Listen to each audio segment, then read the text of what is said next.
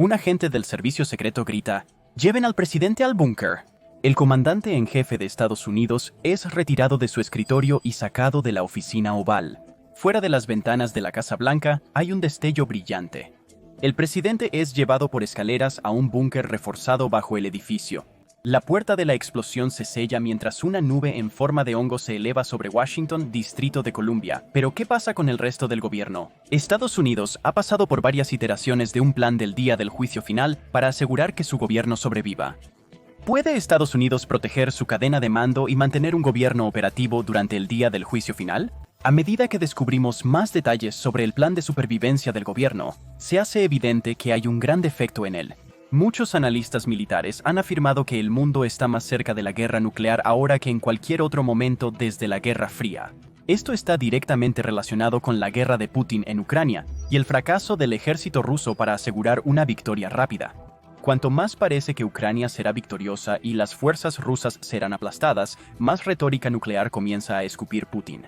Rusia tiene aproximadamente 5.977 ojivas nucleares, la mayor cantidad de cualquier país en el mundo, seguido por los Estados Unidos con 5.428. Esto significa que ambos países tienen más que suficientes dispositivos nucleares para causar el día del juicio final y eliminar efectivamente gobiernos enteros si lo consideran necesario. Es la combinación de un líder inestable de Rusia con un enorme arsenal nuclear a su disposición lo que tiene a muchos preocupados por el destino de nuestro planeta. También es importante señalar que el Reino Unido tiene 225 armas nucleares, Francia tiene 290, China tiene 410, India tiene 164, Pakistán tiene 190, Corea del Norte tiene aproximadamente 30 e Israel podría tener hasta 90 ojivas nucleares. Por lo tanto, el potencial de que varios gobiernos lancen armas nucleares e inicien el día del juicio final es mayor que nunca. Independientemente de si se lanzan armas nucleares, extraterrestres invaden desde el espacio, u ocurre otro escenario catastrófico, el plan del día del juicio final del gobierno de los Estados Unidos para mantenerse en funcionamiento sería esencialmente el mismo. Pero antes de que podamos entender cómo el gobierno de los Estados Unidos planea protegerse de ser destruido, necesitamos retroceder en el tiempo para descubrir por qué y cómo se creó el plan por primera vez. Esto nos dará una mejor comprensión de cómo operaría hoy, ya que gran parte del plan sigue siendo clasificado por razones obvias. Durante el mandato de Jimmy Carter, se modificaron los protocolos de preparación gubernamental para una posible guerra nuclear. Estas modificaciones sentaron las bases para un plan que garantiza la seguridad de todos los futuros presidentes y altos funcionarios, mientras mantiene al gobierno de Estados Unidos operando en caso de juicio final. Históricamente, los gobiernos no necesitaban prepararse para el día del juicio final, ya que no había armas de destrucción masiva capaces de aniquilar ciudades completas. No fue hasta que se desarrolló la primera bomba nuclear en los Estados Unidos, como resultado del Proyecto Manhattan, que este sombrío aspecto de la guerra se convirtió en una realidad. Una vez que los Estados Unidos, la Unión Soviética y varias otras naciones crearon armas nucleares, la destrucción de capitales enteras y los gobiernos en ellas se convirtió en un problema muy real. La Guerra Fría llevó a Jimmy Carter y a sus asesores a reflexionar profundamente sobre qué sucedería si la Unión Soviética iniciara un intercambio nuclear y cómo continuaría operando el gobierno después de un ataque catastrófico a los Estados Unidos. Ray Derby fue el hombre que dirigió al gobierno de Estados Unidos hacia el futuro al crear el inicio de un plan de supervivencia para el día del juicio final. Durante la Guerra Fría, Derby ascendió en los rangos del gobierno. Eventualmente se convirtió en el experto de referencia en preparación para emergencias y respuesta a desastres en los Estados Unidos. Al inicio de su carrera, Derby manejó simulacros de evacuación no combativa en países de la Organización del Tratado del Atlántico Norte y capacitó al personal que supervisaba estos simulacros en su ausencia. Una vez en Estados Unidos, Derby lideró varios grupos gubernamentales sobre defensa civil contra accidentes y ataques nucleares, biológicos y químicos. Cuando Jimmy Carter tomó posesión en 1977, Ray Derby dirigía la Oficina de Operaciones de Virginia Occidental en la Agencia Federal de Preparación de la Administración General de Servicios. Fue unos años después que el Plan de Emergencia Federal D requería que cada agencia creara, desarrollara e implementara sus propias contingencias del día del juicio final. Esto incluía la construcción de instalaciones subterráneas y búnkeres en los que cada departamento podría continuar operando. La Agencia Federal de Protección encargó a Ray Derby la evaluación de los planes e instalaciones de cada departamento para asegurarse de que eran adecuados para las operaciones de emergencia. Derby descubrió que casi nadie había tomado en serio la tarea, y que, si el gobierno de los Estados Unidos debía sobrevivir a un escenario apocalíptico en el futuro cercano, había pocas esperanzas de que la mayoría de las ramas del gobierno lo hicieran. Derby descubrió que la mayoría de las agencias rara vez realizaban simulacros para el Plan D, y varias nunca se habían molestado en divulgar los procedimientos de emergencia a sus empleados. Los registros vitales no se mantenían seguros ni de una manera que permitiera que sobrevivieran a un ataque a gran escala al país. Muchas de estas agencias gubernamentales no habían considerado la supervivencia a una guerra nuclear desde la crisis de los misiles en Cuba en 1962, hace más de 15 años. En su mayor parte, el gobierno de los Estados Unidos consideraba su enorme arsenal de armas nucleares como su principal forma de disuasión estratégica y prestaba muy poca atención a la defensa civil si ocurriera lo peor. Esto significaba que el gobierno había gastado miles y miles de millones de dólares de los contribuyentes para mejorar su disuasión nuclear, pero hizo muy poco para proteger a la población y al gobierno de un ataque si alguna vez estallaba una guerra nuclear. Lo que Derby encontró fue que no necesariamente faltaba financiamiento para el Plan D, simplemente no se estaba implementando de la manera correcta. El público estadounidense quería un programa de defensa civil para ayudarles a resistir la tormenta del fin del mundo, pero asumían que el gobierno lo tenía cubierto cuando en realidad la protección que se ofrecía era principalmente solo un enorme arsenal de armas nucleares, y no se había pensado realmente en cómo ayudar a la población en su conjunto. Durante los años 70, el discurso sobre la aniquilación nuclear se suavizó y tanto el público estadounidense como sus instituciones gubernamentales se volvieron complacientes. Todos creyeron que alguien cuidaba las plantas para el fin del mundo, pero en realidad no se hacía nada. Una vez en el cargo, Jimmy Carter descubrió que los Estados Unidos estaban gastando menos de $100 millones al año en defensa civil. Esto contrastaba fuertemente con los $30,000 millones que los Estados Unidos gastaban cada año en la actualización de su arsenal nuclear. Se necesitaba un cambio, y así, en septiembre de 1978, Carter declaró que la defensa civil del país ahora formaba parte del programa de disuasión estratégica de la nación, porque creía que una población y un gobierno vulnerables al ataque nuclear no podrían sobrevivir al día del juicio final. Derby y la Agencia Federal de Protección realizaron una encuesta masiva, descubriendo que muchos refugios antinucleares eran inadecuados y requerían reparaciones urgentes. Otros necesitarán reemplazo total. No había absolutamente ningún plan federal sobre cómo evacuar a un gran número de personas en caso de un ataque, e incluso el propio ejército no había implementado procedimientos para proteger a sus soldados y oficiales de una amenaza nuclear a gran escala. La conclusión es que, en un eventual apocalipsis, es probable que el gobierno de Estados Unidos y sus ciudadanos no sobrevivan. Esto llevó al desarrollo de una nueva estrategia y es la base del plan de supervivencia del día del juicio final del gobierno que se utiliza actualmente. Carter y su administración tenían metas elevadas. Durante una guerra nuclear, el gobierno intentaría salvar al menos al 80% de la población, lo que tendría que hacerse con un presupuesto operativo anual de menos de $250 millones al año. Dividido entre los 223 millones de habitantes de Estados Unidos en ese momento, no parece mucho. Respaldada por el presidente y su nuevo plan, la Agencia Federal para el Manejo de Emergencias fue creada el 19 de junio de 1979. John Macy fue el primer director de la Agencia Federal para el Manejo de Emergencias. Anteriormente había ocupado cargos gubernamentales, como el director de organización y personal para la Comisión de Energía Atómica de los Estados Unidos en Los Álamos y el presidente de la Comisión de Servicio Civil. El presidente Carter le dio a la Agencia Federal para el Manejo de Emergencias la autoridad para encargar al Consejo de Seguridad Nacional y al Pentágono que ayuden a supervisar la preparación civil del país. Para Ray Derby, esto fue un sueño hecho realidad. La Agencia Federal para el Manejo de Emergencias se haría cargo de los aspectos subfinanciados del Plan de Protección Federal e incrementaría las posibilidades de que la población y el gobierno sobrevivan a un evento del día del juicio final. A Derby se le encargó dirigir una instalación especial en Mount Weather, Virginia, por la Agencia Federal para el Manejo de Emergencias. Este lugar sería una instalación de refugio donde varias organizaciones gubernamentales se ubicarían en un evento apocalíptico. Ray Derby debía supervisar la construcción y la posterior expansión de lo que se convertiría en el Centro de Operaciones de Emergencia de Mount Weather. Esta instalación necesitaría contener un gran almacén de recursos y artículos de supervivencia, al mismo tiempo que tendría la infraestructura y el personal para permitir que el gobierno continúe operando en caso de una guerra nuclear. Al desarrollarse los planes de la Agencia Federal para el Manejo de Emergencias, algo quedó extremadamente claro. En caso de un ataque nuclear o cualquier otro escenario del fin del mundo, el ejército tendría que estar profundamente involucrado en la seguridad interna. Esto significaba que si Estados Unidos fuera atacado, casi con seguridad tendría que instaurarse la ley marcial para permitir que el ejército gestionara la distribución de recursos y protegiera cualquier parte restante de la sociedad.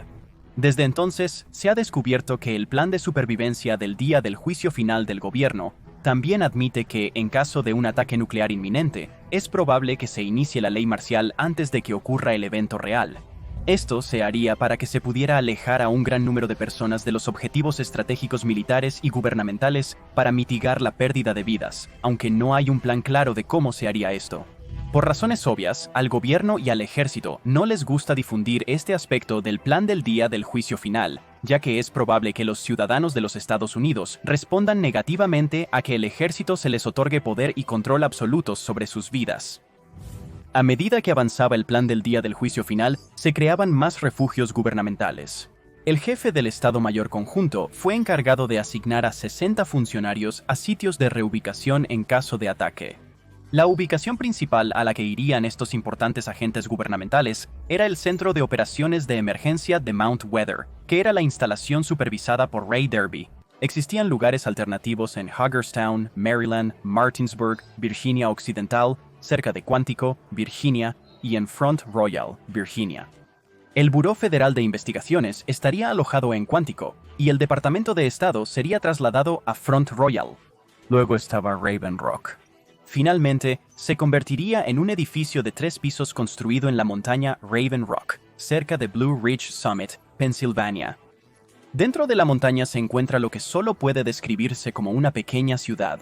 Existe un departamento de bomberos, una comisaría, instalaciones médicas avanzadas y diversos comedores.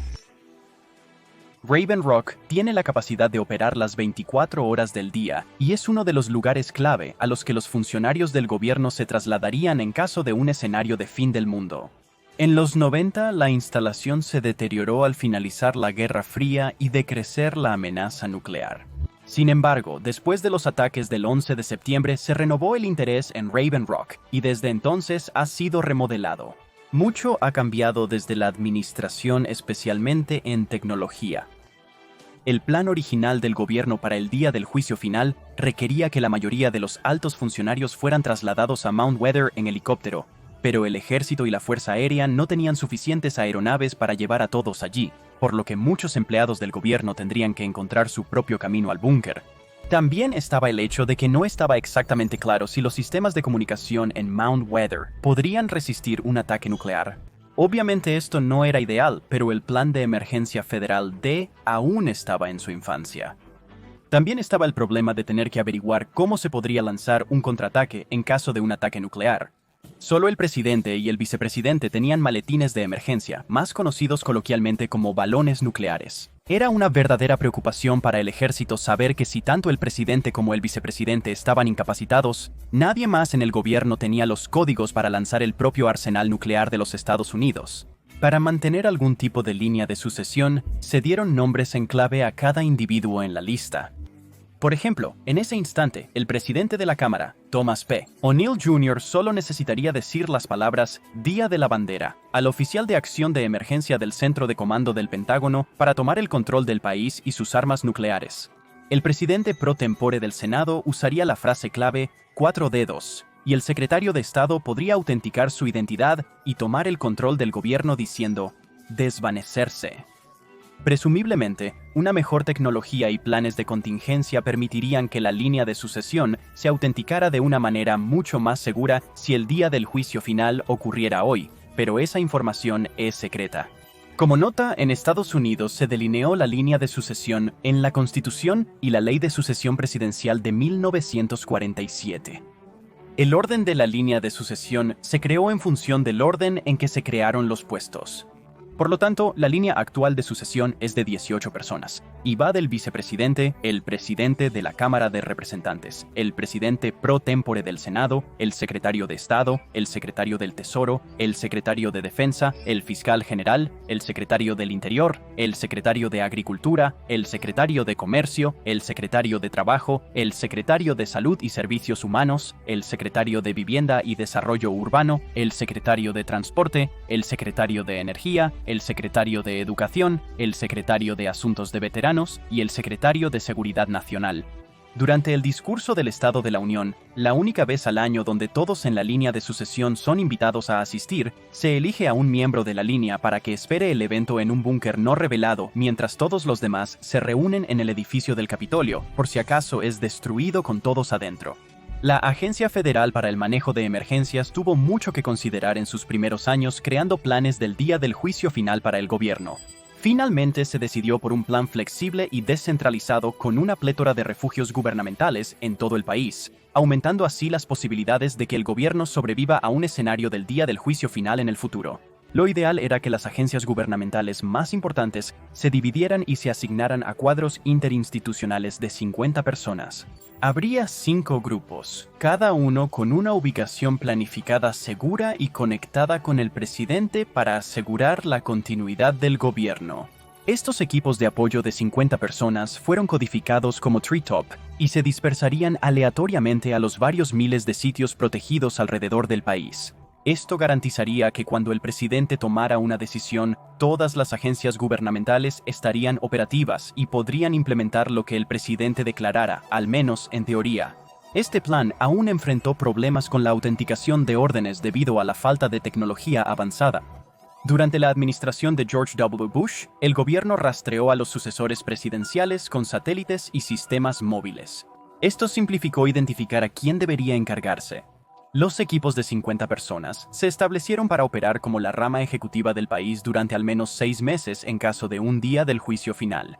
Hoy, las asignaciones presupuestarias para equipos de apoyo sucesor son más altas que antes. El Pentágono ha probado continuamente centros de comando móviles fortificados. La Fuerza Aérea ha integrado el ancho de banda electromagnético en satélites dedicados a garantizar la continuidad del gobierno. Y se han invertido grandes sumas de dinero en instalaciones de refugio como Mount Weather, a donde probablemente se trasladaría el presidente en caso de un día del juicio final. Sorprendentemente, el plan de supervivencia del gobierno de Estados Unidos no solo busca salvar personas, sino también preservar ciertos documentos y obras de arte en caso de ataque catastrófico. Por ejemplo, se ha encomendado al Archivo Nacional asegurar el grupo de documentos de la Libertad I antes que nada, que consta de la Declaración de Independencia, la Constitución de los Estados Unidos y la Carta de Derechos. Y aunque muchas personas importantes en el gobierno no tienen transporte a sus búnkeres, estos documentos tienen un helicóptero especial para llevarlos al Mount Weather con el fin de preservar el legado de los Estados Unidos. Si el tiempo fuera crítico y solo algunos documentos importantes pudieran rescatarse, hay algunos que tienen prioridad. La Declaración de Independencia sería preservada antes que la Constitución. El discurso de Gettysburg sería resguardado en la Biblioteca del Congreso antes que la Comisión Militar de George Washington. Y durante la Guerra Fría incluso había un equipo dedicado de guardabosques del Parque Nacional cuyo trabajo era asegurar y evacuar la Campana de la Libertad de la ciudad de Filadelfia si se pensaba que estaba bajo amenaza. Es interesante notar en este punto que hay equipos y transporte dedicados a salvar varios de estos objetos inanimados, pero el plan de supervivencia del día del juicio final del gobierno tiene relativamente pocas contingencias en lugar de salvar las vidas de los ciudadanos estadounidenses. Esto es solo algo en lo que pensar mientras continuamos discutiendo los aspectos más modernos del plan del gobierno para sobrevivir al día del juicio final. Después de que ocurrió el catastrófico evento de fin de la civilización, el gobierno sabía que tendría que haber programas en lugar para organizar a los sobrevivientes y reiniciar el país una vez más. Por lo tanto, ciertas agencias fueron encargadas de trabajos extremadamente diferentes después de que el gobierno se refugiara y operara desde la seguridad de sus refugios antinucleares. La Oficina de Correos se encargaría de identificar y registrar los fallecidos y supervivientes del ataque. Esto se debía a que los trabajadores postales y la organización en su conjunto sabían dónde vivían las personas y eran los más propensos a poder identificar a cualquier persona de su comunidad que sobrevivió. Esto significaba que serían responsables de ir de campamento de refugiados a campamento de refugiados con pilas del formulario 801. El formulario 801 tenía espacio para registrar nombres, familiares sobrevivientes y otros datos personales.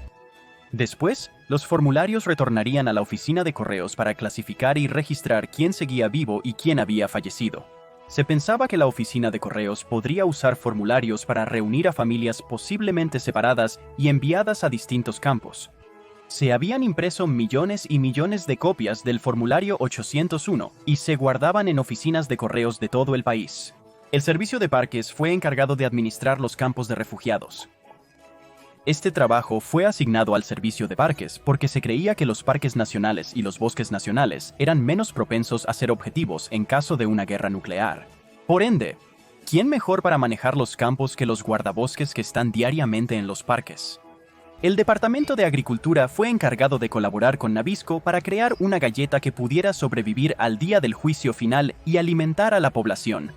Se fabricaron 160 millones de toneladas de obleas de supervivencia de Nabisco, se empacaron en latas y se almacenaron en refugios antiaéreos gubernamentales en todo el país. Y por preocupante que parezca, se le dijo al Servicio de Impuestos Internos que incluso después del apocalipsis seguirían recaudando impuestos. Se creía que incluso después de una guerra nuclear, el gobierno necesitaría fondos para reconstruir y librar su propia guerra contra el agresor. Por lo tanto, el Servicio de Impuestos Internos se encargó de recaudar dinero para mantener al gobierno en funcionamiento. La Reserva Federal construyó un búnker completo en Mount Pony, Virginia, donde se guardaban $2.000 millones en efectivo como fondo de emergencia. Se pensaba que esto bastaría para sostener la economía por unos 18 meses. Al cabo de ese tiempo, es probable que Estados Unidos pudiera reanudar la impresión de moneda. Notablemente, una gran parte del capital de este fondo de emergencia está en billetes de $2, ya que en los años 70, cuando se introdujo esta denominación, el gobierno observó que la gente no quería usarlos. El Tesoro de los Estados Unidos, en vez de destruir los billetes de $2 para retirarlos de circulación, los envolvió en plástico y los guardó en un búnker como reserva para financiar la economía tras una guerra nuclear. Algunas partes del plan original de supervivencia para el día del juicio final aún existen hoy, pero también ha habido algunas modificaciones a medida que el país ha crecido y la tecnología ha avanzado. Ahora hay 4 complejos principales a los que se asignan ciertos miembros del gobierno. Estos son el Centro Presidencial de Operaciones de Emergencia, el Complejo de Montaña Round Rock, el Centro de Operaciones de Emergencia de Mount Whither y el Complejo de Montaña Cheyenne en Colorado, desde donde operaría el Comando de Defensa Aeroespacial de Norteamérica. Luego está la Condición de Preparación para la Continuidad del Gobierno, que es el sistema de clasificación utilizado para identificar qué nivel de amenaza enfrenta el gobierno y qué deberían hacer. Esto es similar a los niveles de condición de defensa, excepto que representa la preparación del gobierno en lugar de la preparación militar durante un ataque nuclear. En condición de preparación para la continuidad del gobierno 4, el país está en paz, y las operaciones regulares continúan con normalidad. Todos los trabajadores gubernamentales deben poder acceder a una instalación alternativa en 12 horas si es necesario. En condición de preparación para la continuidad del gobierno 3, el gobierno está más preparado. Algunos altos funcionarios deben informar su ubicación a una oficina de vigilancia por si las cosas se agudizan. Todos los trabajadores gubernamentales deben llegar a una instalación alternativa en máximo 8 horas. Cada año, cuando el presidente da su discurso del Estado de la Unión, el gobierno se pone en condición de preparación para la continuidad del gobierno 3, ya que muchos funcionarios clave se encuentran en el mismo edificio. Un aspecto de condición de preparación para la continuidad del gobierno 3 es que una persona en la línea de sucesión debe ser trasladada a un lugar seguro para ser el superviviente designado. En condición de preparación para la continuidad del gobierno, todo el personal esencial del gobierno debe poder llegar a una instalación de reubicación en un plazo de 4 horas. También es a este nivel que el día del juicio final podría ocurrir en cualquier momento. En condición de preparación para la continuidad del gobierno, todo el personal debe trasladarse inmediatamente a sus sitios secundarios designados. Los planes de contingencia en este punto requieren que todas las agencias se dividan en 3 grupos diferentes: Equipo A, Equipo B y Equipo C. El Equipo A se muda a búnkeres cercanos a su lugar de trabajo. Algunos se localizan bajo el mismo edificio. El equipo B se dirige a Mount Weather o a otro refugio antinuclear cercano. El equipo C se traslada más lejos a una ubicación no revelada en caso de que los equipos A y B no puedan realizar sus funciones o se pierda la comunicación. El presidente está en una posición única porque tiene varias opciones si ocurre el día del juicio final. Podría ser resguardado rápidamente en un búnker de la Casa Blanca. Luego está el Centro de Operaciones de Emergencia de Mount Weather, donde si el presidente tuviera tiempo para ser volado en el Marine One, podría comandar todo el país desde dentro de la montaña. Muchos presidentes y algunos funcionarios del gobierno han declarado abiertamente que preferirían permanecer en sus oficinas y hundirse con el barco, por así decirlo. En ese punto, el presidente podría continuar dando órdenes hasta que una explosión nuclear consumiera la Casa Blanca. Sin embargo, un lugar incluso más seguro que los numerosos búnkeres alrededor del país podrían estar en el cielo.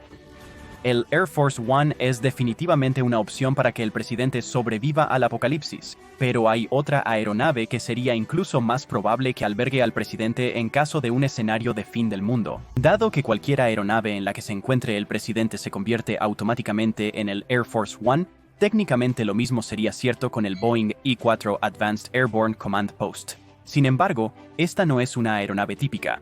El I-4 puede ser utilizado como un puesto de comando móvil para la Autoridad de Comando Nacional, que es el presidente, el secretario de Defensa y cualquier otro funcionario a bordo. Cuando está en uso, esta aeronave es conocida como el Centro de Operaciones Aéreas Nacionales. Es beneficioso de varias maneras tener al presidente y sus asesores cercanos en la aeronave. Por un lado, todo el país puede ser dirigido desde 10.668 metros sobre el suelo.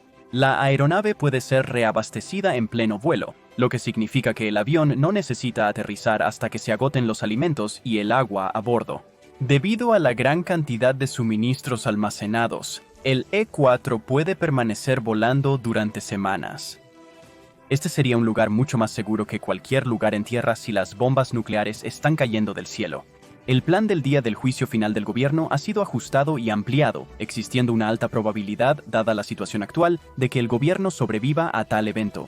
Sin embargo, vale la pena señalar que, dado que no existen planes reales para ayudar al público general a sobrevivir a un ataque de ojivas nucleares o cualquier otro evento apocalíptico, no está del todo claro a quién supervisará el gobierno. Mientras los funcionarios gubernamentales están en búnkeres o fortalezas voladoras, el caos se desatará en Estados Unidos. Se podría recurrir al ejército para mantener el orden y ayudar, pero si caen bombas nucleares, esto hará poca diferencia. Ahora siéntete libre de ver nuestro video sobre la verdadera razón por la que China no puede invadir Taiwán, o este otro video sobre los estados que fueron diseñados para ser sacrificados en caso de la Tercera Guerra Mundial. Gracias por ver.